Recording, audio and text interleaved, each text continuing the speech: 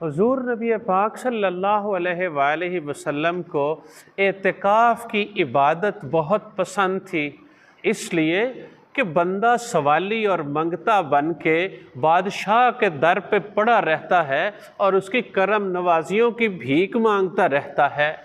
نبی پاک صلی اللہ علیہ وآلہ وسلم ہر سال رمضان المبارک میں اعتکاف فرمایا کرتے تھے، یہ آپ صلی اللہ علیہ وسلم کا معمول تھا۔ ایک سال نبی پاک صلی اللہ علیہ وآلہ وسلم اعتکاف نہ فرما سکے کسی وجہ سے، تو نبی پاک صلی اللہ علیہ وآلہ وسلم نے اگلے سال 20 دنوں کا اعتکاف کیا، 2 اشروں کا اعتکاف کیا۔ یعنی اس سے آپ اندازہ لگا سکتے ہیں کہ نبی پاک صلی اللہ علیہ وآلہ وسلم کو اعتکاف، رمضان المبارک کا اعتکاف حضور کو کتنا محبوب اور کتنا پسند تھا۔